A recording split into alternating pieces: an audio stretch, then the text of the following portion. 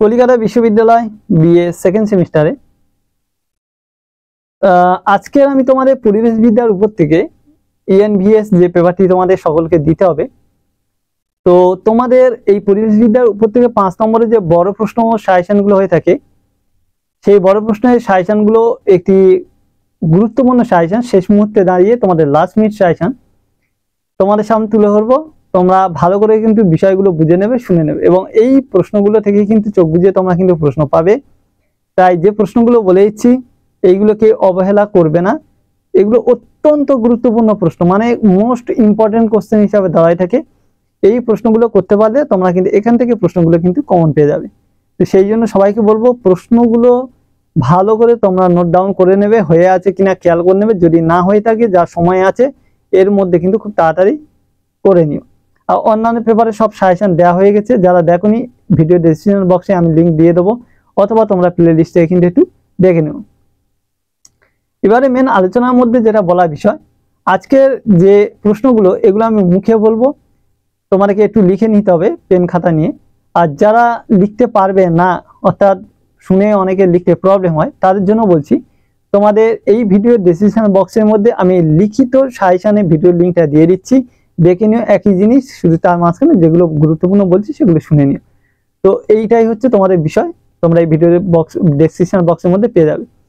তো প্রথম আমরা চলে যাই যে অধ্যায় 1, এখান থেকে কি কি প্রশ্ন প্রত্যেকটা অধ্যায় থেকে ধরে ধরে দিয়েছিলাম, কি কি প্রশ্ন করতে হচ্ছে শুনে নাও। পরিবেশগত শিক্ষা এবং পরিবেশগত সচেতনতার মধ্যে পার্থক্যগুলি আলোচনা করো। প্রথম প্রশ্ন এটি তোমাদের দেওয়া হয়েছিল, করবে। পরিবেশ শিক্ষা উদ্দেশ্যগুলি আলোচনা করো, গুরুত্বপূর্ণ প্রশ্ন, ভালো করে দেখবে।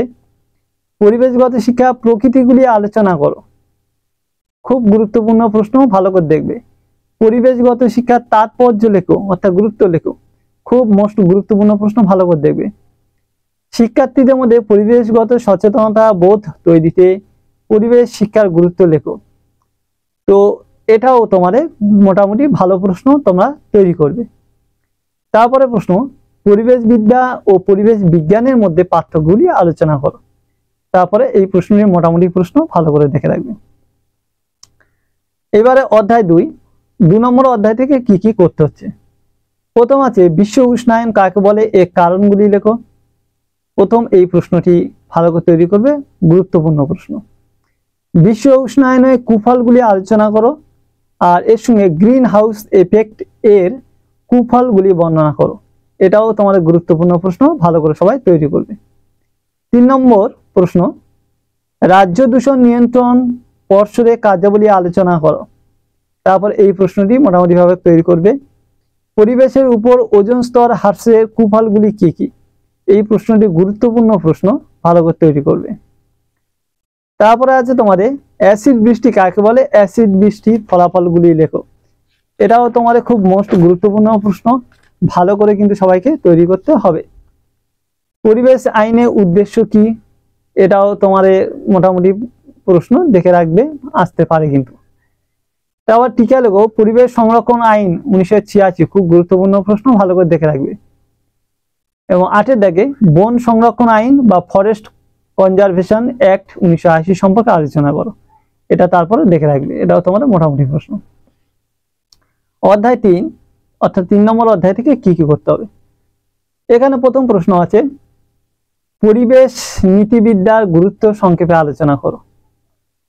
এটাও গুরুত্বপূর্ণ প্রশ্ন, ভালো করে দেখবে। ভারতের ক্রমবর্ধমান জনসংখ্যার কারণের উদ্ভূত সমস্যাগুলি বিবৃত করো। এটাও তোমাদের ভালো প্রশ্ন, দেখে রাখবে। 3 দাগে জনসংখ্যা নিয়ন্ত্রণে ভারত সরকার যে সমস্ত ব্যবস্থা গ্রহণ করেছেন তার বিবরণ দাও। তো এটাও তোমাদের খুব গুরুত্বপূর্ণ প্রশ্ন আছে, ভালো করে সবাই তৈরি করবে। বর্তমান দিনে সারা বিশ্বের জনসংখ্যা বৃদ্ধির কারণগুলি ব্যাখ্যা করো। নর্মাল প্রশ্ন, কিন্তু যে কোনো মুহূর্তে দিতে পারে, তাই অবহেলা করবে না, প্রশ্নটা দেখে রাখবে। জনসংখ্যা বৃদ্ধির কারণ তোমরা ক্লাস 10 থেকে জিওগ্রাফিতে তোমরা পড়ে এসছো, দেখে রাখবে। তারপরে প্রশ্ন 5 দেখে নর্মদা বাঁচাও আন্দোলন গড়ে তোলার পিছনে কারণ কি, এটাও তোমাদের গুরুত্বপূর্ণ প্রশ্ন, দেখে রাখবে। তারপরে আছে বিশ্বে পরিবেশগত সমস্যা কিভাবে সমাধান করা যায়।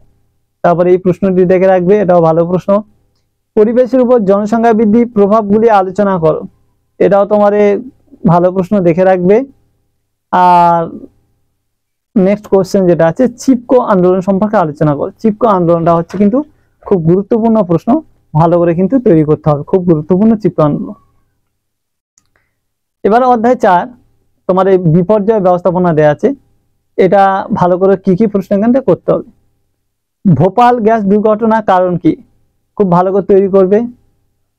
2 ইটাই ইটাই বিপর্যয় এবং মিনমাটায় বিপর্যয় সম্পর্কে আলোচনা করো। ভালো প্রশ্ন, দেখে রাখবে। দুর্যোগ এবং বিপর্যয়ের মধ্যে পার্থক্যগুলি রেখো, এটাও তোমাদের মোটামুটি ভালো প্রশ্ন, দেখে রাখবে। বন্যা কারণ এবং ফলাফলগুলি আলোচনা করো এবং বন্যা নিয়ন্ত্রণের উপায় লেখো, এটাও তোমাদের ভালো প্রশ্ন, ভালো করে দেখে রাখবে। সাইক্লোনের প্রভাব এবং নিয়ন্ত্রণ সম্পর্কে আলোচনা করো, এটাও তোমাদের ভালো প্রশ্ন, দেখে রাখবে। ভূমিকম্পের কারণগুলি আলোচনা করো, এটাও তোমরা দেখে রাখবে মোটামুটি ভাবে। সুনামি সৃষ্টির কারণ ও ফলাফল লেখো, এটাও তোমাদের গুরুত্বপূর্ণ প্রশ্ন, দেখে রাখবে। আর কোভিড-19 সম্পর্কে একটি টিকা লেখো। কোভিড-19 এই টিকাটা, এটা কিন্তু মোস্ট গুরুত্বপূর্ণ প্রশ্ন দাবি রাখে, কারণ তোমাদের জানো যে এর উপর থেকে গত বছর কলেজে পর্যন্ত ইংলিশের উপর থেকে নানা রকম প্রতিবেদন দিয়েছিল, তো এই টপিকের উপর থেকে প্রশ্ন আসার সম্ভাবনা রয়েছে, ভালো করে গুরুত্ব দিয়ে দেখে রাখবে। অধ্যায় 5 পঞ্চম অধ্যায় থেকে কি কি প্রশ্ন করতে হবে। শিক্ষার সংকীর্ণত্ব ও ব্যাপকত্বের মধ্যে পার্থক্য লেখো। দ্বিতীয় প্রশ্ন, অনিয়ন্ত্রিত শিক্ষা অসুবিধাগুলি কি কি। 3 নম্বর প্রশ্ন, নিয়ন্ত্রিত শিক্ষার বৈশিষ্ট্যগুলি সংক্ষেপে আলোচনা করো। 4 প্রশ্ন, বিধিমুক্ত ও অপ্রথাগত শিক্ষার বৈশিষ্ট্যগুলি আলোচনা করো। 5 দাগে প্রশ্ন, পরিবেশ শিক্ষা প্রদানের ক্ষেত্রে শিক্ষামূলক ভ্রমণের প্রয়োজনীয়তা কি। 6 দাগে প্রশ্ন, শিক্ষামূলক ভ্রমণের সুবিধাগুলি কি কি। এখানে তোমাদের প্রশ্নগুলো যেগুলো বলছি, এগুলো প্রত্যেকটা প্রশ্ন গুরুত্বের দাবি রাখে, নর্মাল প্রশ্ন এডুকেশনের দিক থেকে এখানে রয়েছে, যে কোনো জায়গা থেকে দিয়ে দিতে পারে, তাই তোমরা কিন্তু ভালো করে তৈরি করবে।